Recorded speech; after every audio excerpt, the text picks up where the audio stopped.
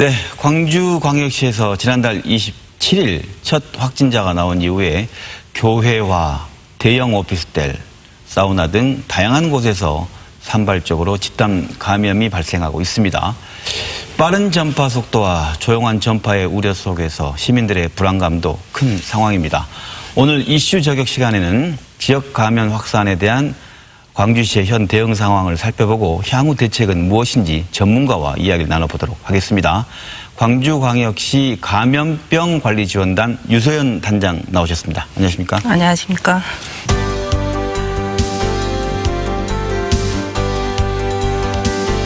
네, 요즘 무척 많이 바쁘시죠? 네. 네, 함께 해주셔서 고맙고요. 단장이 나오셨으니까 가장 먼저 궁금한 것은 감염 경로에 대한 게 시민 여러분께서 궁금하실 것 같습니다.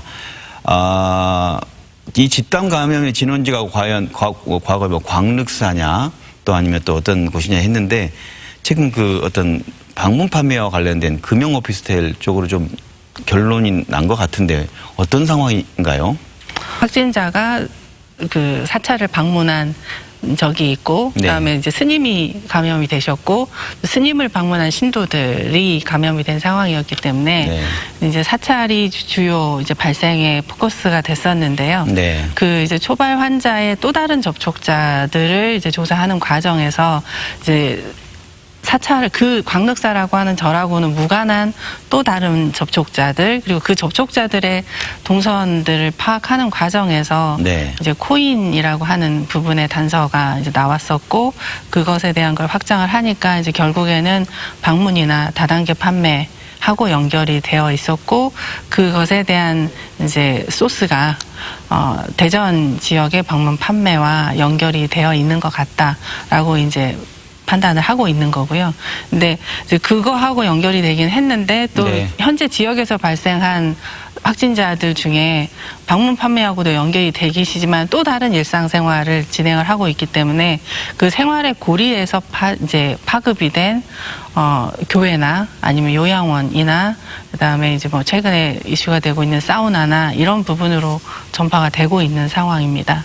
네, 그렇다고 말씀하신 것은 방문 판매 쪽 부분은 일정 정도 보면 대전에서 이렇게 광주에 이렇게 어떤 그 확산되어오는 남하에 오는 모습을 좀 보였다고 볼 수도 있네요. 그렇죠. 이제 서울 쪽에서 시작했었던 그런 부분하고 그 이후에 서울에서부터 일정 시간 이후에 대전에서 확산이 됐었고요. 그렇고요. 그다음에 대전에서 확산이 된 일정 시간 이후에 지금 현재로서 이제 광주에서 유행을 하고 있는 그런 양상이라서 지역적인 부분에서 지역을 넘어서 전파가 되고 있다라고 이제 보는 부분입니다. 이게 좀 원초적인 질문이 될지 모르겠습니다만 우리 광주 시민이나 전남 도민 입장에서는 그동안 없다가 왜 이렇게 최근에 세 자릿수까지 이렇게 늘어나는 걸 보고 왜 그럴까라는 또 이런 질문을 하게 되는데 그런 질문을 많이 받으실 텐데 어떻게 생각하십니까? 그러니까 만약에 이제 방문 판매와 같은 경우는 공식 드러나는 법적인 어떤 활동보다는 이제 수면 아래에서 이루어지는 여러 가지 점조직에 해당이 되는 부분이 더 많죠. 그러다 보니까 다른 지역에서 질병이 발생했을 때 그 지역에서의 활동은 조금 이렇게 줄어들 수밖에 없는 거고 그다음에 보니까 다양한 지역에서 사업 설명회나 이런 부분들을 진행을 하시더라고요. 그런 과정에서 이제 영업이 가능한 다른 지역을 찾는 게 아마 지역의 이동하고도 관계가 있지 않을까라고 생각을 하고 있습니다. 그런 이동에 대한 것들을 좀 조심하지 않거나 저희 지역사회도 좀 다소 좀 그동안 느슨한 마음가짐 이런 것도 영향을 주었을까요? 그것에 대한 가능성을 전혀 배제하지는 못하죠. 왜냐하면 저희 지역은 워낙에 4월 이후에 한 80여일, 한 3개월여 동안에는 환자의 발생이 없었기 때문에 서울을 중심으로 한 이제 중앙에서 대중교통에서의 마스크 착용이나 여러 가지 마스크 생활 방역하고 관련된 수칙 부분에서 잘 지켜지지는 않았던 게 사실이지 않습니까? 좀 느슨한 부분도 있고 그런 과정에서 감염원이 광주에 존재하고 있었고 거기에 노출이 되다 보니까 당연히 전파될 수밖에 없는 상황이었다라고 보겠습니다. 그런데 이제 이런 가운데도 보면 이게 초등학생 미취학 아동 근데 심지어 12개월 된 아이까지도 이렇게 지금 발생했어요.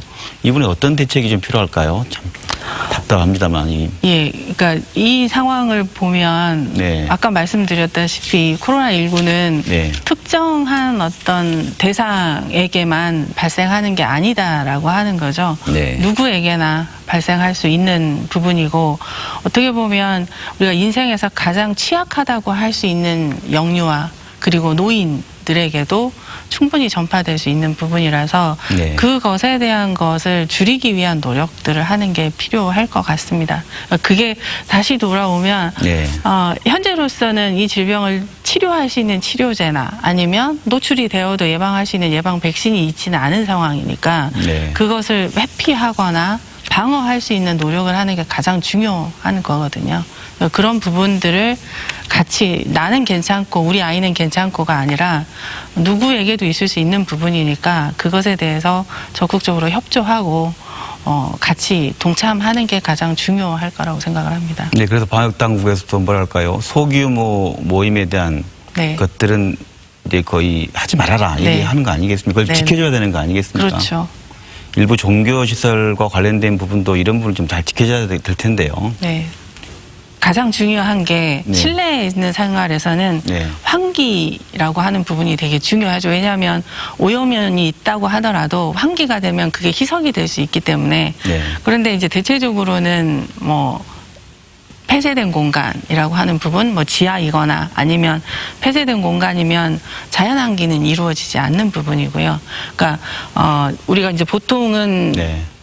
환기 시스템에서 필터를 거쳐서 사이클링을 해가지고 다시 돌아오는 상황인데 현재 코로나에서는 그러한 환기 시스템은 가능한 최소화하는 게 좋겠다. 그리고 자연 환기를 유도를 하고 있는 부분입니다. 근데 네. 그게 이루어지지 않은 상황이기 때문에 감염원이 혹시 확진자가 거기에 존재했을 때 그분이 배출하는 바이러스의 양은 희석되지 않고 그 안에 포함이 되어 있는 모든 분들에게 노출될 수밖에 없는 거죠. 네. 거기에 혹시 에어컨이 있었거나 된다면 그 바람을 타고 또 전파가 훨씬 더 넓게 퍼지게 되는 거고요. 네. 그럼 멀리 있었던 분들도 노출이 될 가능성이 있어지는 부분입니다. 네. 저희도 보니까 고시원 같은 경우도 확진자가 에어컨 바로 앞에 있었다라고 박혜한 국장님께 얘기했는데 바로 그런 상황을 예측해 볼 수 있는 거네요, 그게. 그렇다고 볼 수 있습니다. 네. 현재 우리 광주에서 발생한 바이러스에 대해서 변종 바이러스 얘기를 하면서 시민들이 좀 궁금해 하거든요. 네. 광주 상황을 대구 경북과 좀 다른 바이러스, 변종이다라고 네. GH 유형 이렇게까지 네. 얘기하는데 이게 뭐고 어떤 상황인지 좀 간략하게 설명해 주십시오. 그러니까 이제 코로나 바이러스라고 하는 부분이 있지만 네, 네. 그것을 하고 있는 이제 유전형은 굉장히 다양하죠. 네, 네. 초창기에 이 우리나라 중국을 포함한 우리나라에서 발생했던 코로나 감염의 바이러스 유형은 S그룹이라고 하는 것과 V그룹이라고 하는 부분이 네. 대부분을 차지를 했었습니다. 네. 그러다가 5월달 이후에 이태원 클럽발 이제 발생이 유행을 하고 그랬죠. 이후에 이제 서울의 방문 판매 혹은 지역 그다음에 대전 광주를 거쳐오면서 보니까 그 이후에 발생한 코로나 감염은 대체적으로는 GH그룹이다라고 네. 이제 조사가 됐고요. 이 GH그룹은 S그룹에 있어서의 유전자 변이라고 이제 알려져 있습니다. 그리고 네. S그룹에 비해서 GH그룹은 증식이 굉장히 빠른 편이고 그다음에 바이러스가 인체에 침투하기 위해서는 사람의 세포하고 결합이 돼야 되는 네. 부분이 있는데 네. 그 결합력 자체도 훨씬 더 높다. 그래서 전파력이 높아서 아마 뉴스에 나와서 아신 것처럼 네. 3배에서 6배 정도의 전파력을 가지고 있다라고 이야기를 합니다. 그렇다고 한다면 그 전파력이 높으면 사람도 이런 질문도 할 것 같아요. 전파력이 높으면 또 반대로 병에 걸려서 사망할 확률을 치명률이라고 하나요? 이 부분에 대한 것도 낮을 수도 있는 거 아니냐? 이런 질문도 할 텐데 어떻습니까? 그러니까 초기에 그 이야기를 했었죠. 사스하고 메르스의 경우를 들어서 네. 네. 많이 확산이 되면 상대적으로 치명률은 좀 낮을 거다라고 이야기를 했었는데 네. 코로나의 경우는 그 두 가지의 경우를 딱히 이렇게 설명되지는 않은 상황이었습니다. 아, 네. 그리고 현재 있어서 뭐 크게 물론 이제 대구 당시의 규모에 비해서 지역은 확산이 되고 있지만 대구의 규모에 비해서는 이제 작은 편이죠. 네. 그러다 보니까 현재 상황에서 우리나라의 치명률의 변화 이 부분은 네. 드러나지는 크게 변화하지는 않고 있고요. 그다음에 어찌됐건 질병의 진행 과정에서 중증이나 이렇게 경과가 악화되실 분들의 상황은 유사하다라고 보겠습니다. 그러니까 네. 고령이시거나 기저질환이 있거나 아니면 면역력이 떨어져 있는 여러 가지의 질병을 가지고 계신 경우에서는 훨씬 더 위중한 상태로 진행될 가능성이 높다. 그거는 뭐 마찬가지의 상황. 예, 말씀 들어보면 지금 현재는 전파력은 더 높은 것 같은데 네. 사망에 이르게 하는 형태의 그런 큰 차이가 있어 보이지는 않는다. 네. 이런 말씀이고 광주를 비롯한 곳에다가 나타나는 게 GH형인데 네. 그렇다면 또 이런 질문도 궁금해요. 무증상. 네. 참 이게 답답할 일 아니겠습니까? 네. 증상이 없는데 전염되는 일이 많다는데 이 부분에 대한 뭐 GH형의 특징이라든가 지금 광주에서 나오는 상황의 특징 우리가 시민들이 알아야 될 건 어떤 게 있을까요? 이제 최근 우리나라에서 발생한 코로나 감염의 약 한 30% 정도는 무증상이다라고 이야기를 하고요. 네. 저희도 광주에서 현재 발생한 부분은 한 37% 정도가 무증상인 걸로. 그렇게 많습니까? 근데 발견 당시의 상황이고요. 네. 네. 이제 발견해서 입원 치료를 하는 과정에서 증상으로의 변화는 있을 수 있기 때문에 이제 발견 당시의 상황은 그렇다라는 말씀입니다. 네. 이미 많은 연구를 통해서 밝혀졌지만 무증상인 시기에서도 질병의 전파는 이루어진다라고 되어 있습니다. 그래서 이제 어떤 부분에서 보면 일반 시민들 입장에서 굉장히 두려운 상황이 될 수 있는데요. 네. 뭐 그렇기 때문에 더 방역에 대한 부분들을 지키는 게 중요하다라고 말씀을 드리겠습니다. 지금 저희가 사회적 거리두기가 뭐 2단계에서 또 뭐 더 심해지면 3단계 격상도 검토 중이고 있는 걸로 알고 있는데 네. 어떤 경우인 경우고 무엇이 달라지는 겁니까? 광주의 경우는 최근 들어서 급격하게 환자들의 증가함에 따라서 네. 그 2단계로 격상을 시장님이 선포를 하셨죠. 그리고 그렇죠. 그거에 준하는 이제 사회적 거리두기를 실천을 하고 있습니다. 1단계는 전체적으로는 일상생활을 유지하되 생활 속의 방역, 그러니까 마스크 착용이나 뭐 그 다수가 모이는 곳에 대한 방문이나 이런 걸 좀 자제하는 수준이었다면 2단계는 뭐 실내에서는 50인, 실외에서는 100인 이상의 모임 자체를 금지하거나 하는 이런 좀 더 적극적인 부분이 있는 네. 거고요. 네. 또 거기에서의 규모가 더 커지거나 했을 경우는 이제 초창기에 했던 이제 3단계에 해당이 되는 사회적 거리두기로 가게 되면 이 전체적인 일상생활에 대한 부분이 조금은 중단이 될 수 있는 그런 부분입니다. 네. 그러니까 그것은 이제 추후를 보면서 아마 결정을 하게 될 것 같습니다.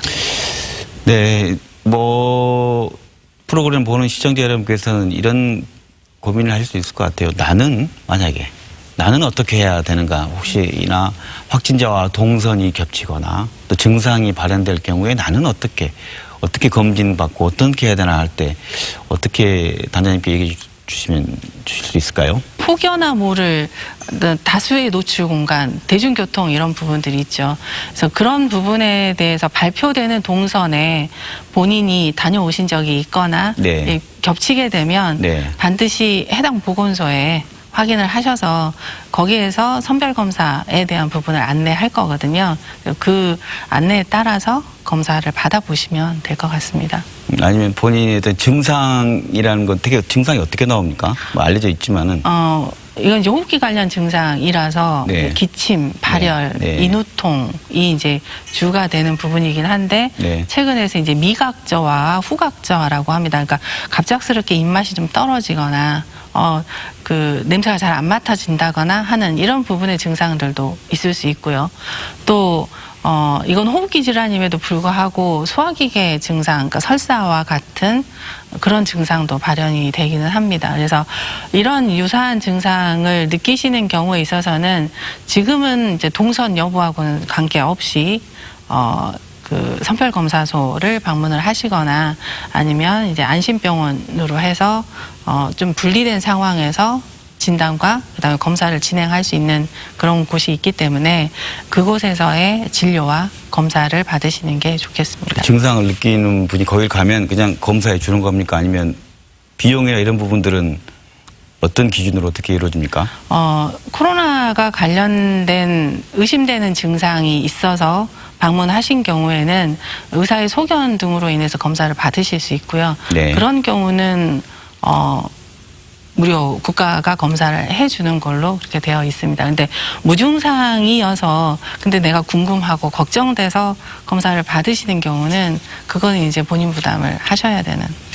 우리가 지금 이 닥친 위기를 잘 극복해야 될 텐데 앞으로 코로나19 바이러스 확산 속도가 빠른 거에 걱정입니다. 그런데 이 휴가철도 다가오고 있어서 뭐 우려점도 많을 텐데 마지막으로 시민들에게 좀 당부 말씀해 주십시오. 이 감염은 특정인을 대상으로 해서 전파되는 질병이 아니다라고 하는 거죠. 누구나 모든 시민은 다 예방 백신이 없기 때문에 노출되면 감염이 될 수도 있다라고 하는 점입니다. 그렇기 때문에 우리 스스로가 우리를 보호할 수 있는 게 필요하다라고 하는 거고요.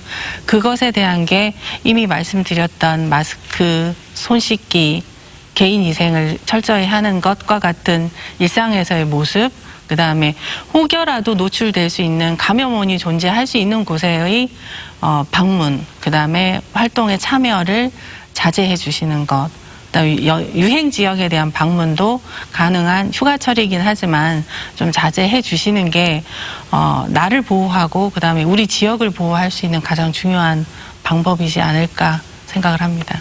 지켜주시기를 부탁을 드리겠습니다. 네, 지금까지 지역 감염 확산에 대한 광주시 대응 상황과 향후 방역 대책에 대해서 전문가와 함께 이야기 나눠봤습니다. 오늘 나와주셔서 고맙습니다. 감사합니다.